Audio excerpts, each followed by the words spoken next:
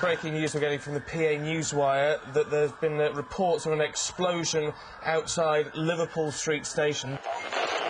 All I could see was the top of a bus completely destroyed. Just standing outside King's Cross station at the moment, and there are a number of commuters walking out of the station covered in soot.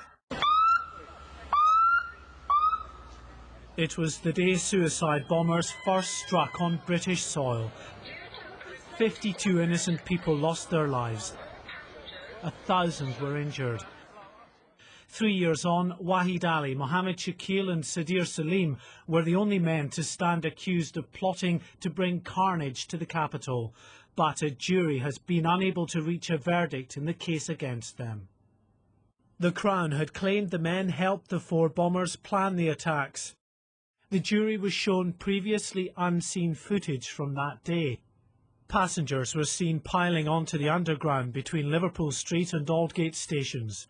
They were about to become victims of the blast from Shezad Tanweer's bomb. Moments after the train disappears into the tunnel, the station fills with smoke. Simultaneously, another 2 bombs detonate elsewhere on the underground.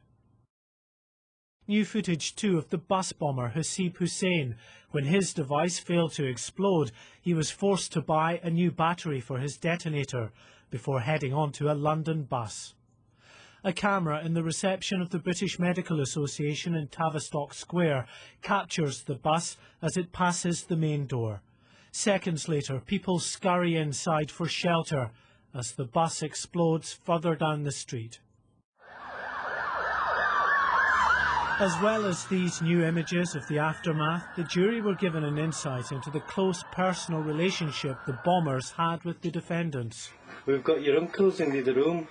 In this home video, shot just months before the attacks, lead bomber Mohammed Sadiq Khan is seen introducing one of the accused, Wahid Ali, to his baby daughter. Alongside them, 2 of the other bombers, Shezad Tanweer and Hasib Hussain. But it was claimed the 3 defendants' association with the bombers went way beyond friendship. The Crown produced DNA and fingerprint evidence connecting the men to the bomb factory in Leeds, as well as surveillance images, phone and banking records that prosecutors said linked the men to the conspiracy. The jury were asked to believe that the 3 defendants had contributed to the plot in the form of a hostile reconnaissance trip to London 7 months before the bombings, when they visited various locations, including the London Eye and Natural History Museum. The prosecution to prove that what could have been an away day in London, wandering around London's tube stations, tourist sites, was actually a formal reconnaissance mission for a terrorist attack some months later. Very difficult task. The case has also raised important questions about Mohammed Sadiq Khan and just how much the intelligence services knew about him prior to the bombings. The jury was shown undercover footage of Sadiq Khan, fellow bomber Tanweer and defendant Wahid Ali meeting with a known terrorist.